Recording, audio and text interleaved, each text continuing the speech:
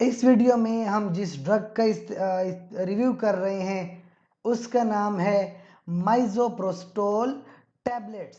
बड़ी ख़तरनाक तरह की टैबलेट है, एवाकेयर के नाम से भी आती है।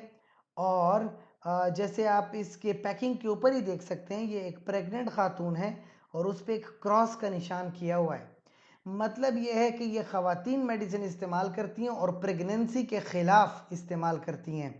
इसकी जो डोज़ है 100 माइक्रोग्राम और 200 माइक्रोग्राम में आती है।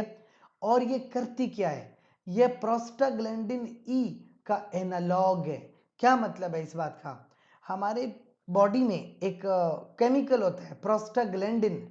तो ये प्रोस्टाग्लैंडिन वैसे तो हमारे मैदे के लिए बड़ा ज़रूरी होता है, लेकिन अगर ये मैदे में नहीं बन रहा तो फिर इसको एज अ सिंथेटिक भी दिया जा सकता है।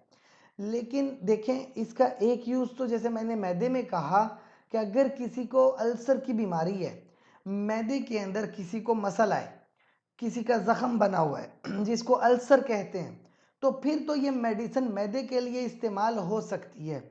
लेकिन जो इसका ख़तरनाक यूज़ है वो प्रेगनेंसी टर्मिनेशन का है।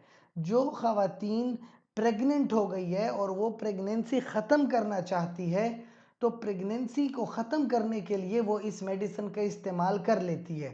वजह क्या है कि ये जो यूट्रस होता है जिसमें बच्चा पैदा हो रहा है, इस यूट्रस के अंदर इस मेडिसिन का इफ़ेक्ट ये है कि ये मेडिसिन यूट्रस को कॉन्ट्रैक्ट करा देती है। अब जब ये यूट्रस कॉन्ट्रैक्ट होगा तो ये बच्चा एक्सपेल हो जाएगा, यानी कि मिस कैरेज हो जाएगा, और इसको क्या कहते हैं कि बच्चा ज़ाया कर देते हैं। तो अब ये मेडिसिन बच्चा ज़ाया करने के लिए इस्तेमाल होती है, प्रेगनेंसी टर्मिनेशन के लिए इस्तेमाल होती है, जिस पे ज़ाहिर सी बात है मुख्तलिफ तरह के कानून अप्लाई होते हैं। ये कोई ऐसा मसला नहीं है कि आपने कभी भी ये मेडिसिन ले ली और प्रेगनेंसी टर्मिनेट कर दी। दूसरी बात, प्रेगनेंसी टर्मिनेशन भी आप बहुत एहतियात से करते हो। कोई ट्रेंड नर्स हो, कोई ट्रेंड गायनाकोलॉजिस्ट हो, उसके सामने अगर ये काम हो रहा है तो सेफ हो सकता है। अगर घर पे खुद से ये रिस्क लिया तो बच्चा ज़ाया होने के साथ साथ इतना ज़्यादा खून बह जाता है कि जो औरत होती है वो मर भी सकती है। तो ये बहुत बड़ा नुकसान हो सकता है, इससे मौत भी वाक़या हो सकती है उस इंसान की जो प्रेगनेंसी को ख़त्म कर रहा है।